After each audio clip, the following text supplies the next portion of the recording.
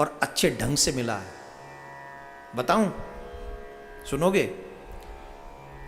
एक छोटी सी बच्ची थी 4-5 साल की, नाम था लक्ष्मी। क्या नाम था? थोड़े ढंग से बैठो, अभी तो शुरू हुई है, अभी से। मैं उनसे कह रहा हूं जो यूट्यूब पे सुन रहे हैं, तुमसे नहीं कह रहा हूं। यूट्यूब पे भी कई लोग सोफा लेके ढंग से लुढ़कने की तैयारी में है। नहीं, ऐसे बैठो, 2-2.5 घंटे की बात है, जरा ढंग से बैठो। उसका नाम था लक्ष्मी, और उसकी मां कभी कभार मंदिर जाया करती थी, शिव जी के मंदिर, भोले बाबा के मंदिर। जब कभी कभार वो मंदिर जाती थी, बच्ची थी, इसीलिए मैंने कह रहा हूं, स्पेशली बच्चों से जिद करने की बात कह रहा हूं, इसीलिए कह रहा हूं बच्चों को सुनाओ ये कथा,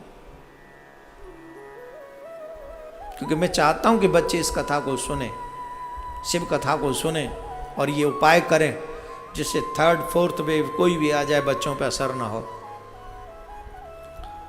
तो मेरे प्यारे, उसका नाम था लक्ष्मी, 4-5 साल की थी। उसकी माँ वो समझदार थी। जब शिव मंदिर की माँ के, क्योंकि जब लक्ष्मी हुई थी तो कुछ दिन बाद उसके पिता का स्वर्गवास हो गया था, घर में और कोई था नहीं, माँ बेटी थी। और जब लक्ष्मी इतनी अच्छी थी कि अपने माँ का हाथ बटाती थी काम में। बच्चे 2 प्रकार के होते हैं घर में, एक तो माँ बाप के साथ काम में हाथ बटाते हैं, और एक माँ बाप के काम को बिगाड़ते हैं, होते ना।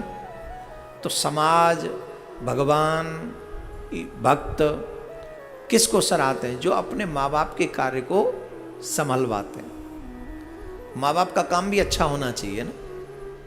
तो वो लक्ष्मी अच्छी थी, 4-5 साल की थी, वो अपने हम माँ की हमेशा हेल्प करती थी,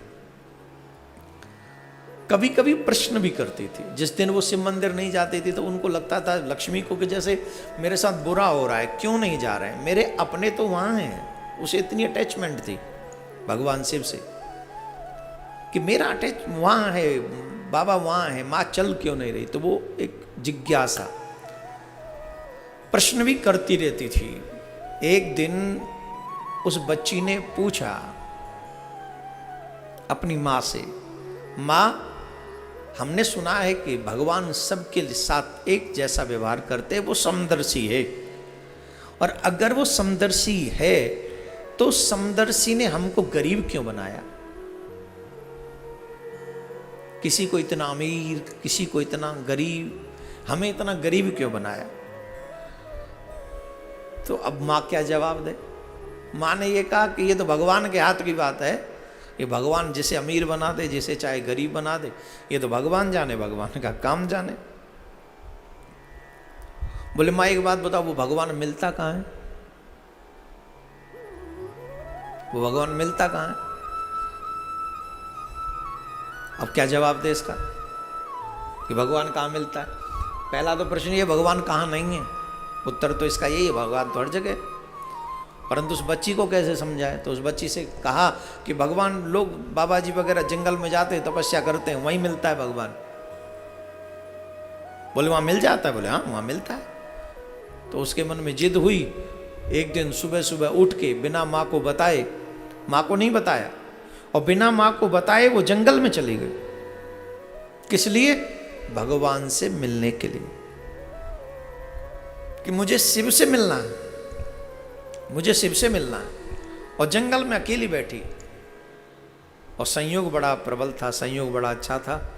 जिस जगह पर ये बैठी थी, एक वृक्ष, बड़ वृक्ष के नीचे, बट का वृक्ष और पीपल का वृक्ष, ये दोनों वृक्ष बड़े शुभ माने गए। आप पीपल के वृक्ष के नीचे बैठकर भजन करो, बड़ के वृक्ष के नीचे बैठकर भजन करो, इसका कई गुना फल मिलता है, और मंत्र सिद्ध जल्दी होता है।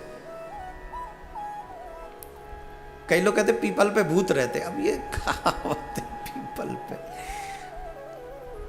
शनिवार वाले दिन लक्ष्मी नारायण पीपल, भगवान पीपल का जो वृक्ष है वहां आकर बैठते हैं, लक्ष्मी नारायण दोनों। और जो शनिवार के दिन पीपल के नीचे घी का दीपक जलाते हैं, लक्ष्मी कभी उनके घर से जाती नहीं। देख लो मैं कितनी बड़ी बात तुमको बता रहा हूं। पैसा भी आएगा और सुरक्षा भी होगी। तो पीपल का वृक्ष सिद्ध है, बड़ सुरक्षित है, वो भी सिद्ध है। इसलिए वो बट वृक्ष के नीचे जाकर बैठ गई। और जब बट वृक्ष के नीचे जाकर वो बैठी, संयोग से वहां से शंकर भगवान और मां पार्वती जी जा रहे थे। और पार्वती जी ने उस बच्ची को देखा, वो रो रही थी, भगवान आ जाओ ऐसे कर करके, शिव जी आ जाओ, शिव जी आ जाओ, शिव जी आ जाओ। जिद हो तो क्या नहीं हो सकता। प्रॉब्लम यह है कि जिद है ही नहीं, इच्छा है ही नहीं, विश्वास है ही नहीं, समर्पण है ही नहीं।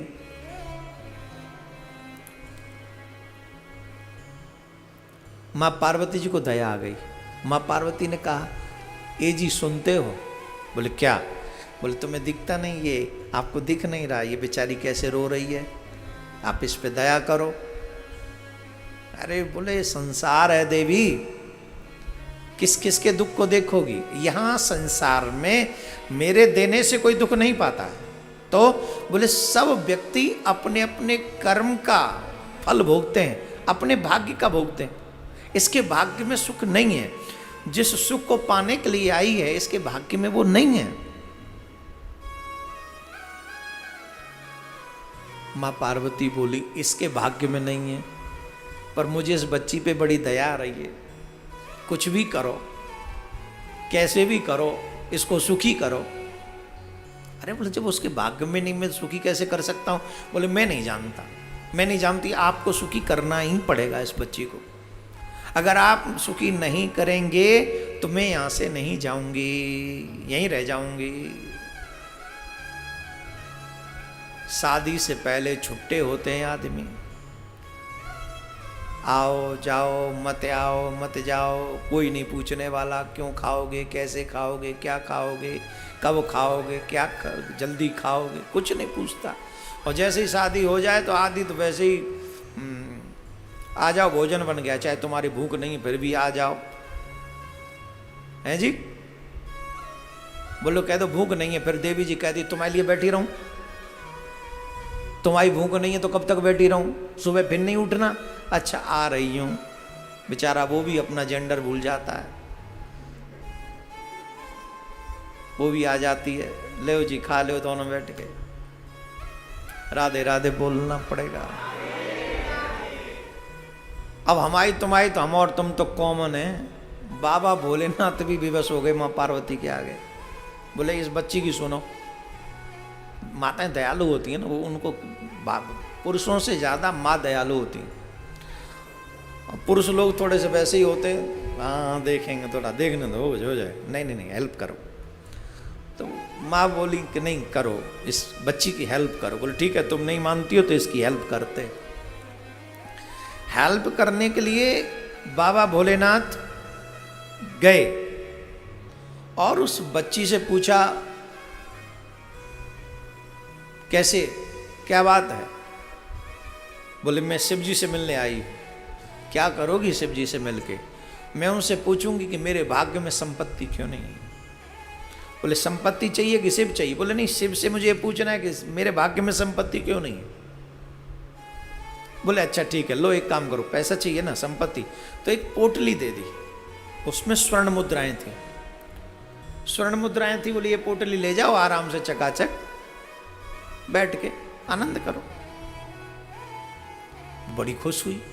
माँ तो कहती थी तेरे भाग्य में नहीं है, ये तो मुझे इतनी सोने की मुद्राएं मिल गई। वो बड़ी खुशी खुशी जा रही थी, और जब खुशी खुशी जा रही थी तो मार्ग में उसे शौच की श्रुति हुई कि भाई मुझे शौच जाना है। तो क्या करे?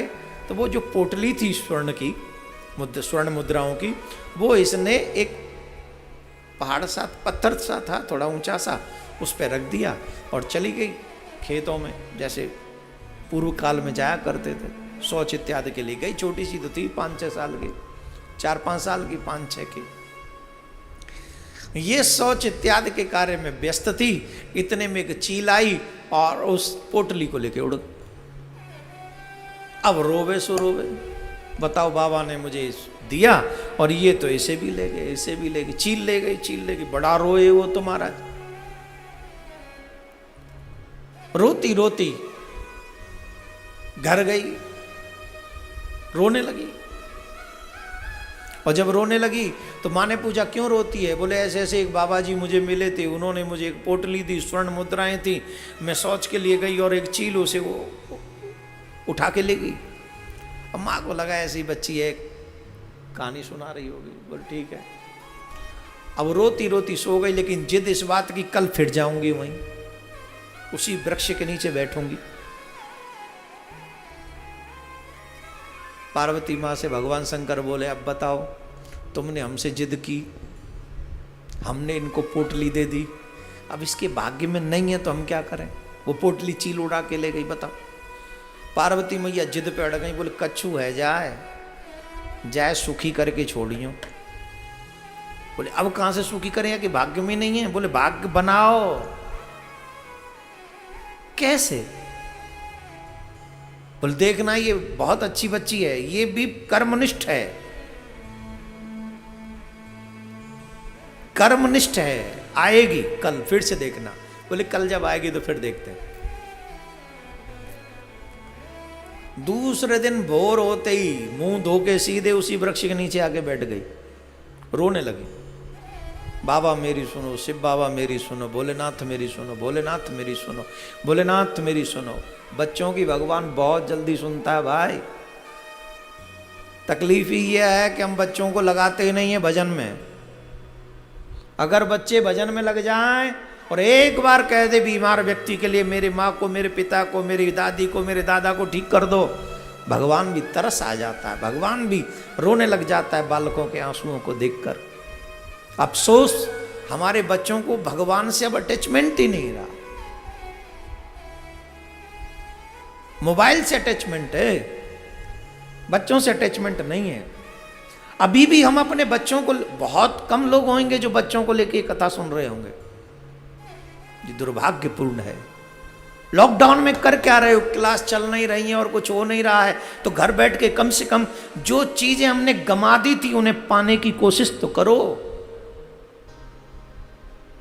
जिस पढ़ाई ने हमारे संस्कार नष्ट कर दिए, चलो कुछ दिन के लिए सही भगवान ने उन्हें विराम दे दिया है, तो अब घर में बैठकर वो पढ़ाई पढ़ो जिसे हमारे संस्कार कहे जाते हैं, वो इन कथाओं के माध्यम से प्राप्त होते हैं।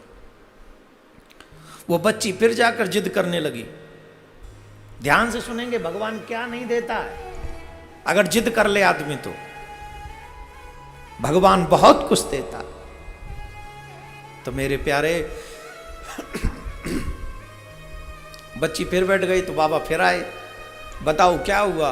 बाबा के आगे फिर रोने गई। बाबा बाबा वो चील लेके भाग गई, आपने जो स्वर्ण मुद्राएं दी थी। अरे तो बोले आपको संभालना। बोले बाबा मैं तो क्या करती बताओ। बाबा ने मणि निकाली, मणि और कुछ नहीं, मणि। क्या मणि होती, क्या नाम होता उसका? पारस मणि। जानते हो पारस मणि? लोहे को सोना कर दे। बोले ये ले जा, जिसको भी लोहे की धातु को तू छुआ देगी वो स्वर्ण बन जाएगा। अब तो बाबा को खूब जय जय बोले, आपकी जय हो, आपकी जय हो। बच्ची के चेहरे पर मुस्कुराहट देखकर बाबा भी कहने लगे भाग्य चाहे जैसा भी हो पर गुड़िया अच्छी है, बहुत भोली है, बहुत क्यूट सी है। बच्चे के रूप में भगवान मुस्कुराता है। आपके घर में जितने बच्चे हैं ना, जब उनके चेहरे पर हंसी आती है तो ऐसा लगता है जैसे गोविंद मुस्कुरा रहा है। बहुत क्यूट, बहुत प्यारा।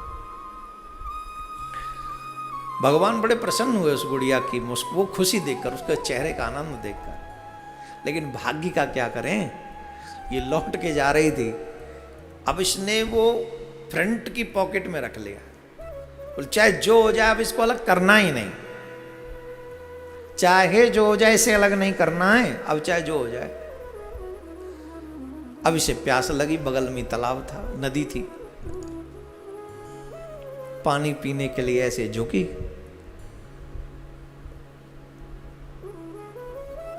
फिर जेब में से खिसक गई पारसमणि, और जेब में से खिसक गई, मछली ने निगल ली और फिर रोती रोती गई। फिर मां को सुनाया, आज बाबा फिर मिले थे, उन्होंने मुझे पारसमणि दी थी, मैं पानी पीने गई और ये फिर नदी में गिर गई। और बाबा मैया मेरे क्या करूं मैं। माँ ने सोचा बेचारी ऐसे फिर रो रही है, काम से बच गई है, इसलिए कोई ना कोई कहानी सुना रही। माँ ने कहा ठीक है, सुन ली तेरी कहानी, जा चल ये काम कर ले। अब बच्ची रोए सो रोए। भगवान भोलेनाथ माँ पार्वती से कहने बोले पारसमणि गई। बोले चाहे जो हो जाए, इसको सुखी करना है आपको। बोले कहाँ से करूं, मैं दे ही तो राम, संभालना तो उसी को है। जब भाग्य में ना हो तो संभले भी कैसे। आपके कर्म से आपका भाग्य बनता है, ध्यान रखें। अगर आपके भाग्य में नहीं है तो आप कितना भी कर लीजिए, सब बेकार हो जाएगा। और जब भाग्य में होता है तो थोड़ा करते हो बहुत कुछ मिलता है, थोड़ा करोगे तो बहुत कुछ मिलता चला जाएगा। कब, जब आपके भाग्य में होगा। पारसमणि मिली पर प्रयोग में नहीं आई। बच्ची ने फिर जिद की, मैं फिर जाऊंगी। फिर तीसरे दिन बढ़ के वृक्ष के नीचे आकर बैठ गई। माँ पार्वती से बाबा से बोली जाओ। अरे बोले रोज रोज क्या, पारसमणि से भी ऊपर अब इनको क्या दें। बोले नहीं नहीं जाओ। और अब की बार इसका भाग्य बदल गया। कैसे बदलूं बताओ। बोले इसके भाग्य को आप बदलेंगे। आप उसकी निष्ठा देखिए, आप उसका विश्वास देखिए, आप उसका समर्पण देखिए, आप पर कितने विश्वास के साथ ये बार बार बच्ची इस बट वृक्ष के नीचे आकर बैठती है। क्या इसका विश्वास कमजोर है? ये भी तो इसका कर्म है। ये 5-6 वर्ष की बच्ची आप पर कितना अटूट विश्वास करती है। कुछ तो कृपा करो। गए, फिर स्वर्ण मुद्राएं दे दी, लेकर आई। बोले अब रुकूंगी नहीं बीच में, सीधी घर। और घर पहुंच के मैया कहीं गई हुई थी, बिजी किसी कारण व्यस्त थी। तो माँ जब व्यस्त थी तो उस बच्ची ने वो जो स्वर्ण मुद्राएं थी वो एक मटके में रख दी, और मटके में रख दी और ये भागी भागी गई माँ को ढूंढने। बोले अब दिखाऊंगी, अब तो मानेगी माँ, अब तो मानेगी। जब स्वर्ण मुद्राएं दिखाऊंगी कि मेरी जो कहानी थी वो कहानी नहीं थी, वो सत्य है। ये गई, दरवाजा खुला छोड़ गई। दरवाजा खुला छोड़ गई, पीछे से चोर घुस गए। बोले आज तो घर खुला मिल गया। इधर उधर पुराने घरों में कोई तिजोरी थोड़ी होती थी, बेडरूम थोड़ी होते थे, ताले लॉक थोड़ी होते थे। एक टूटी फूटी सी झोंपड़ी, झोंपड़ी में 4 मटके, 4 मटके में भी पुराने से थे। सब में खूंड़ा खकोड़ी की तो वो स्वर्ण मुद्राएं मिली, लेके भाग गए। लौट के आए और फिर मैया को देखा, देखो देखो ये रही स्वर्ण मुद्राएं, ये रही। दिखा कहाँ है, तो निकाल के दिखाया तो वहाँ कुछ नहीं। अब तो रोए सो रोए। अब माँ को आ गया गुस्सा, तू पागल हो गई है, रोज रोज नित्य नित्य तू मुझे पागल बनाती है। न खुद कोई काम करती है, न मुझे कोई कार्य करने देती है, तू मुझे पागल समझती है। खबरदार अगर आज के बाद तूने मुझे ये सब सुनाया तो तू भी ऐसी, तेरा शिव भी ऐसा। स्वार्थ की सिद्धि ना हो तो व्यक्ति भगवान बदल लेता है। बदलता है कि नहीं? बदलता है ना। किस किस को नहीं बदल लेता। बाप बदल ले, माँ बदल ले, पत्नी बदल ले, पति बदल ले, बेटा बदल ले। बेटे को भी निकाल देते हैं, अगर तू मेरे काम का नहीं, निकल जा मेरे घर से। गुरु बदल ले, भगवान बदल ले। जहां स्वार्थ की सिद्धि हो वहां पर रिश्ते चलते हैं, और जहां स्वार्थ की सिद्धि नहीं होती लोग अपने रिश्ते बदल लेते हैं। छोटी सी बच्ची को मां ने डांट दिया, बोल खबरदार अगर आज के बाद मुझसे कुछ कहा तो। बच्ची सारी रात रोई, सारी रात रोई। सुबह होते ही जाके बैठ गई उस बड़ वृक्ष के नीचे। भगवान शंकर भी बड़े प्रसन्न होने लगे थे उसके ऊपर। बोले देखो तो सही इसका विश्वास। ऐसे पता है जिद देखो पाने की कितनी है, समर्पण देखो उस बच्ची का कितना है। उसे ये पता है मुझे जो कहीं से नहीं मिला है, बार बार जो मेरा भाग्य मुझसे छीन रहा है, उस भाग्य को मिटा देना है। हमारे ब्रज में एक पद गाते हैं, घनश्याम तेरी देहरी पे घिसके यह कर्म की रेख मिटावनी है। गोविंद आपकी देहरी पर यह किस्मत जो लिखी गई है ना, इन रेखाओं को मिटा, उन रेखाओं को मिटा देना है जिन रेखाओं में तुम नहीं हो। हमारे उस मस्तिष्क पर वही रेखा हमें चाहिए जिन रेखाओं में हम तुम्हें पाने की एक इच्छा रखते हैं, जिनमें लिखा है कि हम तुमसे मिल सकते हैं। उस बच्ची का समर्पण देखिए, बूढ़े बूढ़ों का विश्वास डगमगा जाता है। गरीबी ऐसी चीज है कि बड़े बड़ों को धर्महीन बना देता है, भूख ऐसी चीज है, एक से एक का विश्वास डगमगा जाता है। भगवान को मानने से हम मना कर देते हैं। जब एक घर में 4-4 मौतें होंगी तो विश्वास कहां रहेगा?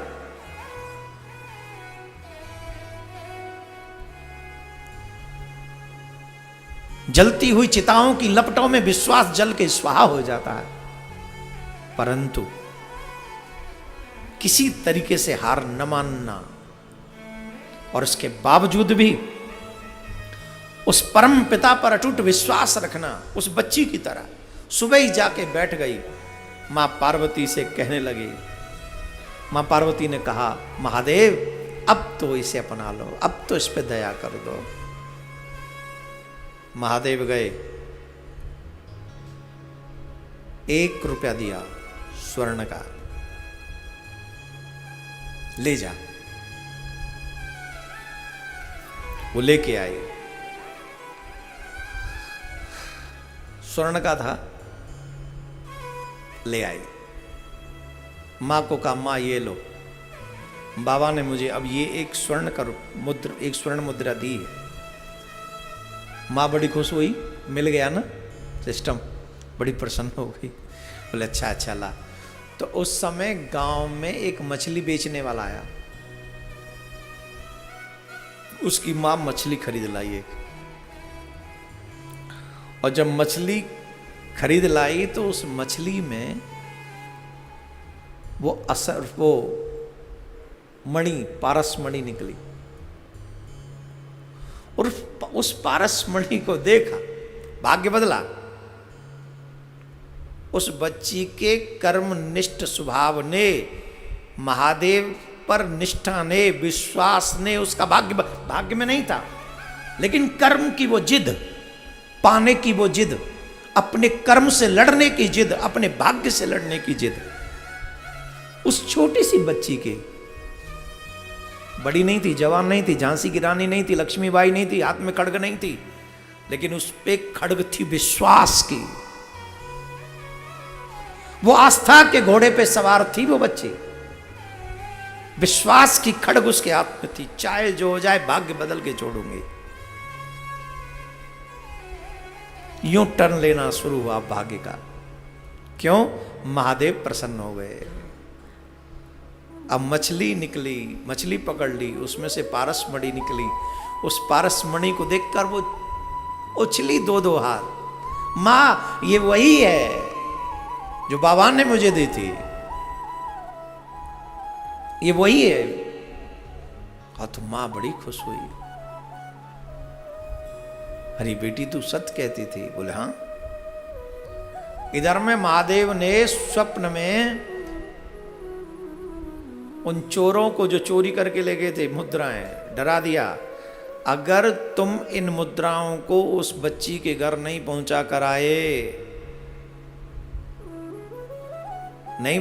आए तो मैं तुम्हें और तुम्हारे परिवार को नष्ट कर दूंगा। जैसे ही उन चोरों ने वो संदेश स्वप्न में ही सुना, वो भयभीत हो गए और छुपके से वो उन मुद्राओं को वहां डाल गए। बोलो राधे राधे। वो वहां डाल गए। अब एक दिन वो बच्ची खेलती हुई एक वृक्ष के पास पहुंची, खेल रही थी। खेलते खेलते उस वृक्ष के पास पहुंची, और उस वृक्ष के पास जब पहुंची तो वहां जाकर देखती है कि वहां एक चील का घोंसला बना हुआ है। चील वहां बैठती थी आके। अब तो समझ ही गए होंगे, वह स्वर्ण मुद्राओं की पोटली उसी पेड़ पे थी। और उन स्वर्ण मुद्राओं की उस पोटली को पाकर वो बड़ी खुश हुई। चील के तो वैसे भी मतलब की नहीं थी, लेकिन जब भाग्य बदला तो जो मणि खो गई थी, जो मुद्राएं चोरी हो गई थी, जो पूरी पहली स्वर्ण मुद्राओं की पैकेट जिसे चील लेकर उड़ गई थी, वो सब यूं की त्यों जस का तस वापस हो गया। कब? जब महादेव ने देखा कि ये कर्मनिष्ठ है, ये छोटी सी बच्ची जिद के साथ, विश्वास के साथ, कर्म के साथ अपने कर्म को, अपने भाग्य को बदलना चाहती है। तो महादेव प्रसन्न हो गए, और ऐसे प्रसन्न हुए महादेव, भूत भावन करुणा सिंधु, उस बच्ची का भाग्य बदल दिया। अब वो राजकुमारी का सा जीवन जीती है। बोलो राधे राधे।